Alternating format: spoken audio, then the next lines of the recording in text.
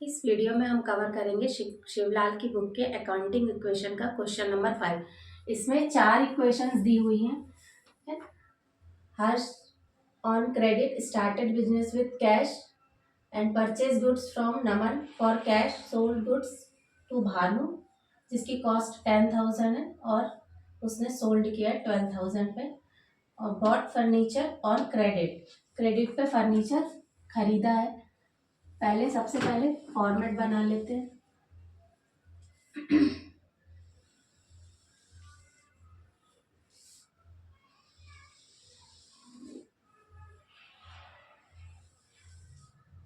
ऊपर लिख देते हैं statement showing accounting equation.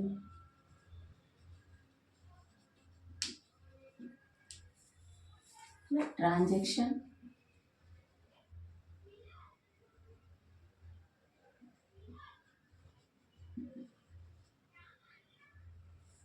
Assets is equal to capital plus liability.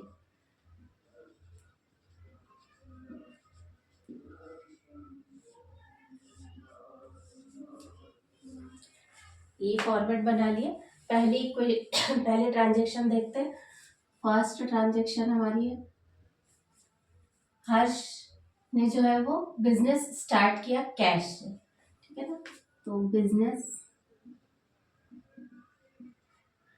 Started with cash, ₹20,000। हर्ष ने 20,000 रुपीज से बिजनेस स्टार्ट किया है। तो बिजनेस में जो है वो कैश आया है, ठीक है ना। कैश आया है, कैश जो है वो एसेट्स होती है, तो हम एसेट्स में लिखेंगे कैश कितने का, 20,000 का, 20,000 रुपीज। और जब बिजनेस स्टार्ट करते समय जो भी चीज यूज की जाती है उसको बोलते हैं कैपिटल। तो हमारी जो कैपिटल है वो भी कितने की हुई, 20,000 रुपीज, 20,000 की। नेक्स्ट हमारी जो है वो सेकेंड ट्रांजेक्शन है, purchase goods from Naman for cash. Naman से जो है गुड्स परचेज किया है कैश में, ठीक है ना। तो purchase goods for cash, cash में परचेज किया है ₹40,000 का, है ना। 40,000 का गुड्स परचेज किया है। ये 2 लाख की है जो है कैश, 2 लाख कैश यूज किया उसने, 20,000 नहीं है। 40,000 की गुड्स परचेज किया है ना, कैश में परचेज किया। पहले तो जो है बिजनेस में सामान आ गया है परचेज करने से, तो हम स्टॉक बढ़ा देंगे, स्टॉक बढ़ेगा। और साथ साथ कैश में परचेज किया है तो कैश जो है वो कम हो जाएगी, तो कैश जो है 40,000 से कम कर देंगे और स्टॉक जो है 40,000 से इंक्रीज कर देंगे। यहाँ पर कैपिटल पे कोई भी फर्क नहीं पड़ रहा है, ठीक है, इसलिए कैपिटल के नीचे 0। न्यू इक्वेशन बनाएंगे।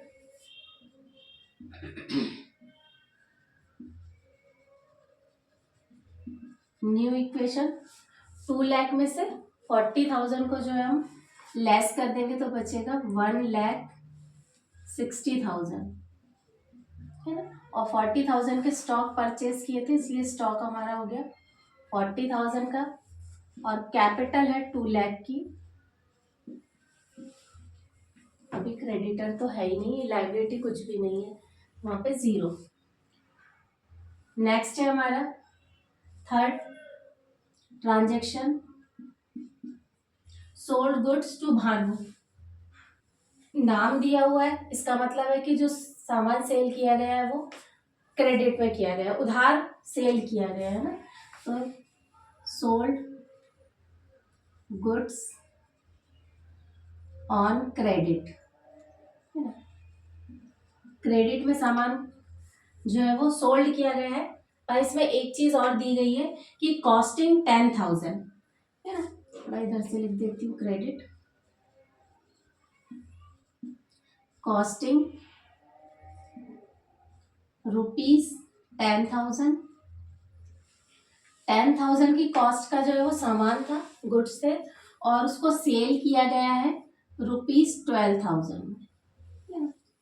तो जो प्राइस था गुड्स का वो था 10,000, जिसको 12,000 में सेल कर दिया गया, मतलब 12,000 जो है वो बिजनेस में आए हैं, आए नहीं है, क्रेडिट में सेल किया है तो अभी तो ये आया नहीं है, लेकिन जो है वो सामान हमारे पास से चला गया है, ठीक है।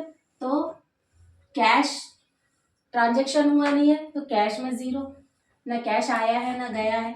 फिर है 10,000 की कॉस्टिंग का जो है वो सामान चला गया है, सेल हुआ है, तो हम क्या करेंगे कि स्टॉक को 10,000 से कम कर देंगे, लेस कर देंगे 10,000। इसके बाद हमारे पास आज नहीं तो कल जो है सेल किया है उसने, तो आज नहीं कल तो पैसे आएंगे ही आएंगे। तो जो बाद में हमें पैसे देते हैं वो कहलाते हैं डेटर्स, एसेट्स होती हैं डेटर्स। अभी तक यहाँ पर डेटर्स नहीं थे तो हमने इनका कॉलम नहीं बनाया था, अब डेटर्स आ गए हैं। मैं इसको थोड़ा छोटा लिख देती हूँ क्योंकि यहाँ फर्नीचर भी आएगा अभी, डेटर्स, ठीक है। तो हमारे डेटर्स हो गए 12,000 के, 12,000 के डेटर्स हो गए।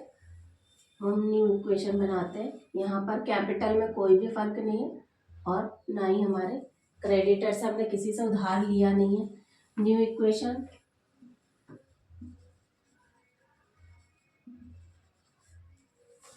तो कैश जो हमारा जितना था उतना ही बचा हुआ है 1,60,000 रुपीज, ठीक है ना। स्टॉक जो है 40,000 के थे, 10,000 का सेल हो गया है, तो अब स्टॉक जो है वो 30,000 का है। डेटर्स जो है वो 12,000 के हैं, 12,000 के डेटर्स है, और हमारी जो कैपिटल है वो अभी भी 2 लाख की है। एक मिनट, यहाँ पर सामान जो है वो 10,000 का था और बिका वो है 12,000 में, तो 2,000 का जो है वो प्रॉफिट हुआ है, 2,000 का प्रॉफिट हुआ। तो प्रॉफिट हमेशा जो है वो कैपिटल में ऐड हो जाता है, तो हमारा जो हो गया वो कैपिटल हो जाएगी 2,02,000, है ना। कैपिटल जो है वो इंक्रीज हो गई है क्योंकि 10,000 का सामान था और 12,000 में बिका, अभी पैसे आए नहीं है, लेकिन जब भी आएंगे तो हम इसको इंक्रीज में ले लेंगे कि हमारे 2,000 का जो है वो 2,000 का प्रॉफिट हुआ है। फोर्थ इक्वेशन, फोर्थ ट्रांजेक्शन देखते हैं। Bought goods on credit, credit में फर्नीचर को परचेज किया, purchase furniture on credit, credit में जो है वो फर्नीचर को परचेज किया है ₹7,000 का, 7,000 का फर्नीचर आया, क्रेडिट में परचेज किया है, इसलिए पैसा यहाँ से गया नहीं है ना, परचेज करने पे चला जाता है लेकिन गया नहीं क्योंकि क्रेडिट में हुआ है, ठीक है। सामान नहीं आया है, फर्नीचर आया है, तो इसलिए स्टॉक पर भी कोई फर्क नहीं पड़ेगा। किसी डेटर से पैसे तो मिले नहीं है तो डेटर्स पे भी फर्क नहीं पड़ेगा। हाँ, एक एसेट्स इंक्रीज हुई है फर्नीचर, हम यहाँ पर फर्नीचर को ऐड कर देंगे, फर्नीचर,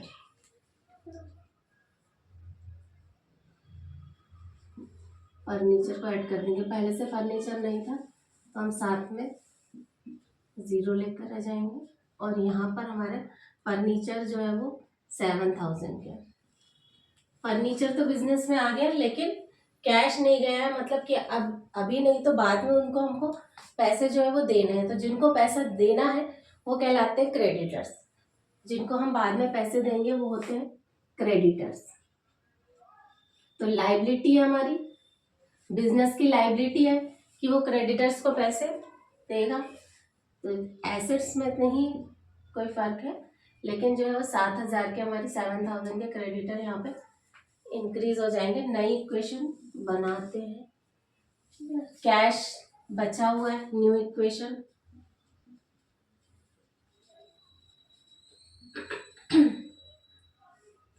कैश है 1,60,000, ठीक है। फिर जो है स्टॉक 10,000 का सेल किए थे, अभी जो है स्टॉक जो है वो 30,000 का स्टॉक बचा हुआ है। इसके बाद डेटर्स है 12,000 के डेटर्स है।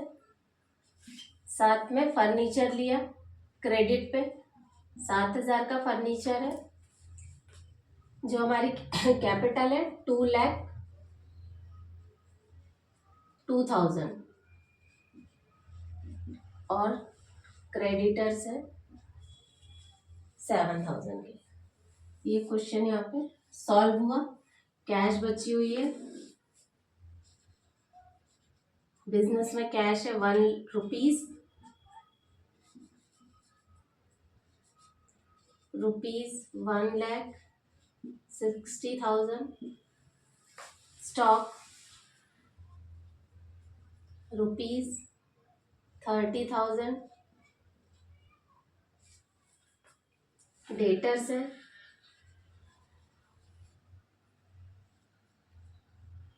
12,000 के। इसके बाद है फर्नीचर